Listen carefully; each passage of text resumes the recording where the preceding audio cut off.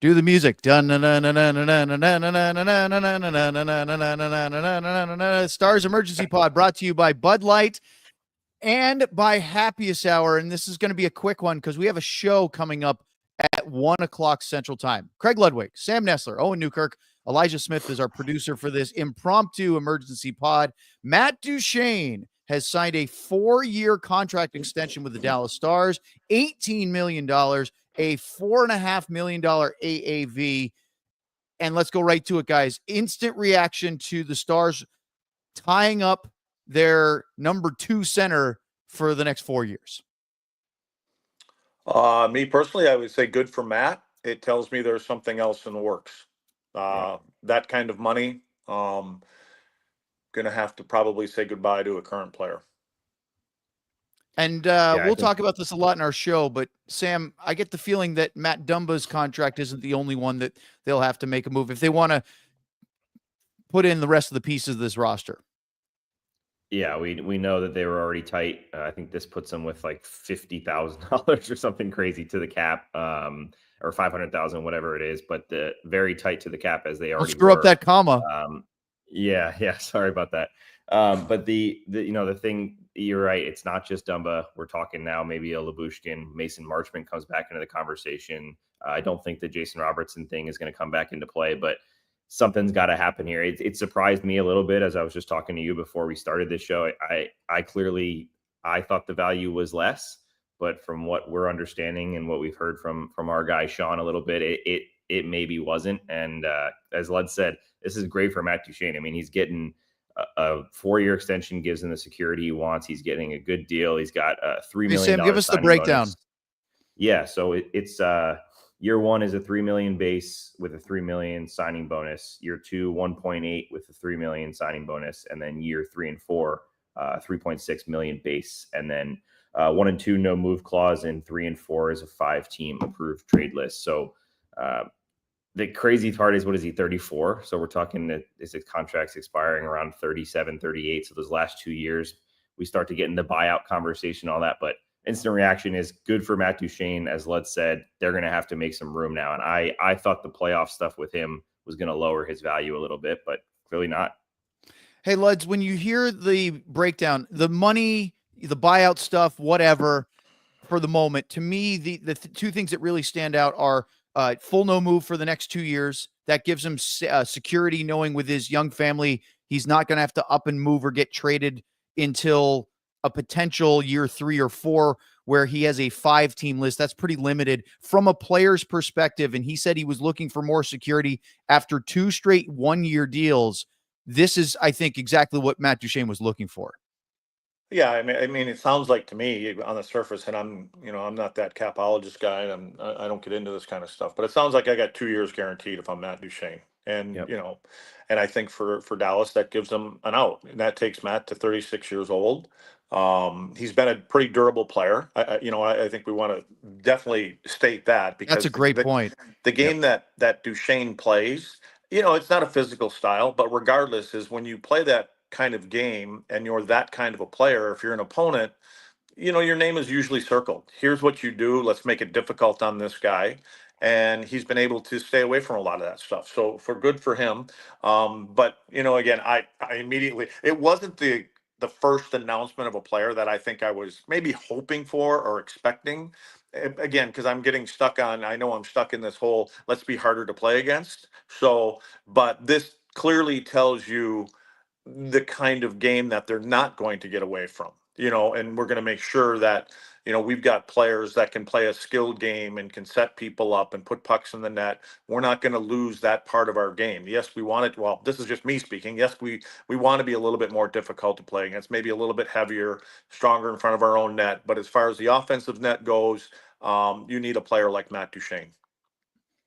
Sam, I love Lud's opinion about that, of the durability, because if you're worried at all about as he ages, we haven't seen him having those little things that kind of keep him out of the lineup for 3 or 4 games here, a week here, like that. And he's obviously, a consummate pro. We've watched him take care of himself and be in fantastic shape. So in that regard, the length of the deal and how old he will be at the end doesn't seem to be a primary concern of mine. This is what he ages like. That's He slutty. ages just like this. A big Magnum. That's got to be the double bottle right there. That thing's massive. That's a big bottle. Move on. Yeah, I think that's true. I mean, I don't have the numbers in front of me, but I know he's played a lot of games in each of his seasons. And the one thing he has that goes with what Lud's just said is he's got that hockey player in him, and that's not always the case with today's skilled, high offensive production guys. Some of them are a little more. I'm not going to call them soft, but you know what I mean. A little more touchy. Maybe it's because of what Lud said. They're getting marked every game, and that's why they're out with injuries. But I saw Duchene. He was going through some things. We know he went through what he went through last year at the end of the season in the playoffs.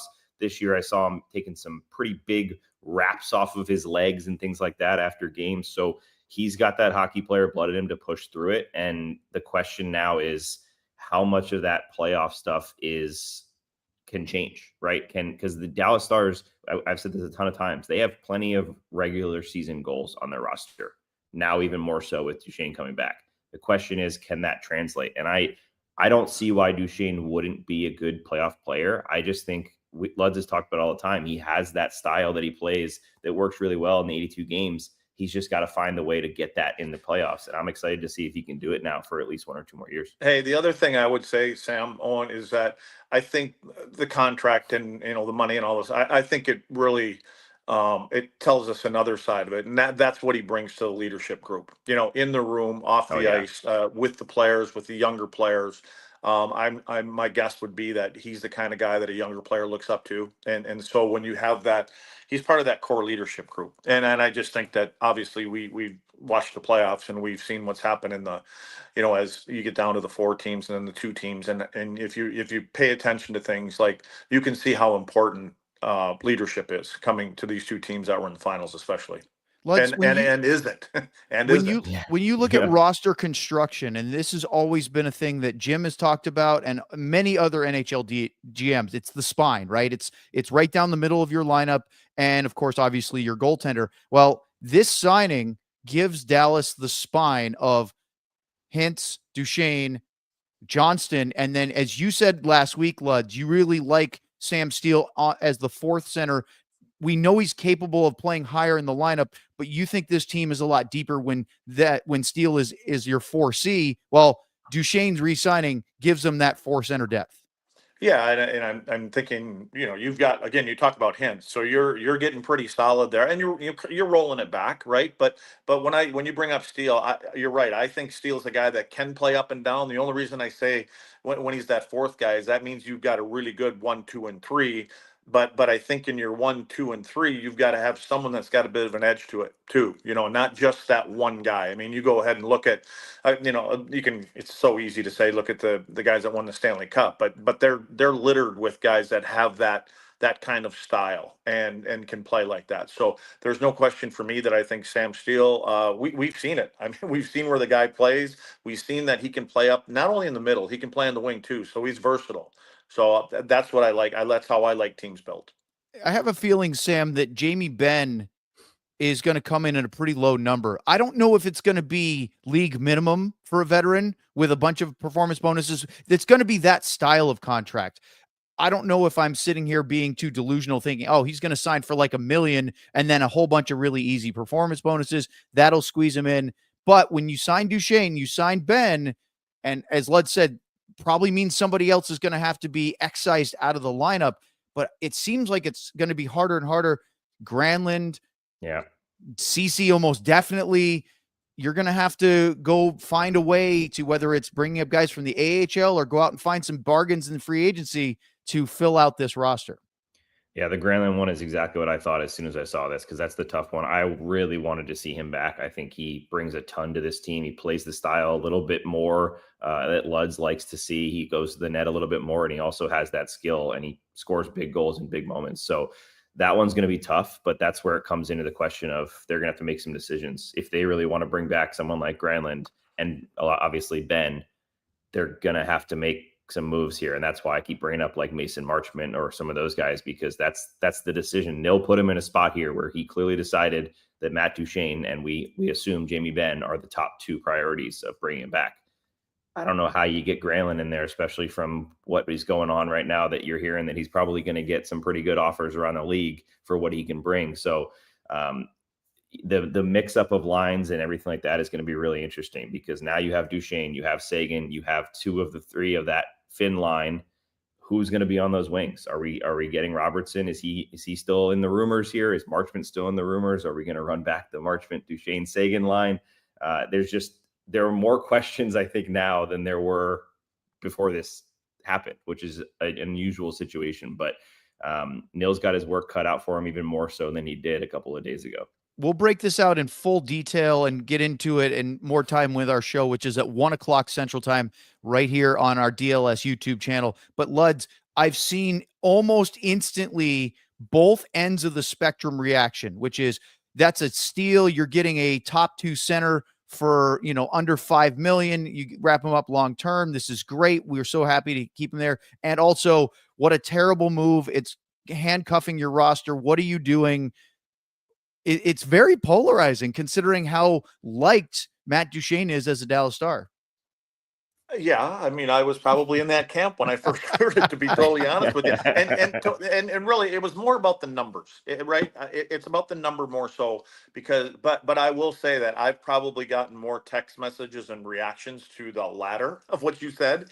But again, it just tells you that what the club believes an identity is of the club, and what they want and how the game has changed. But again, this is 1 through 82, and then the other part of the season, the important part of the season. So we'll see how this whole thing works out. But as you guys have both said, this is just the beginning, I believe, of an altering of what this roster and the identity of the team. I don't think you can roll back the same identity. I think you have to add, another little punch into this team, and if maybe it's only going to be on the back end, who knows? But I mean, listen, for Matt Duchene to get basically a couple years guaranteed. Okay. Well, Edmonton signed Trent Frederick to 8 years, 8 years at $4.5 million, I believe it is. Now, He is a kind of winger that goes up and down. He's north-south. So you tell me, a team that literally got pushed out of the Stanley Cup Finals, what they're trying to say about the identity of their team, what they need a little bit more of. With that, let's wrap this, because we are going to do a full show on this, and we will get into all the details. I really am interested to ask Luds more about the Frederick comp and things that does, but we got to save something for our 1 o'clock show. Somebody's got to go to dad. Somebody's got daddy duty. That's what's going on here. Well, and we don't want to do any ad reads right now. So we go get ourselves gussied up. I got to go take a kid to his strength and conditioning workout. Let's do all of this. You ought to join him. Yeah, it probably wouldn't hurt. 1 o'clock today, Central Time. We will do this. Stars Pod coming up. Thanks for joining us here in this emergency pod for Lud, Sam, and for Elijah Moen. We'll see you in a little bit. We all silly like the mayor.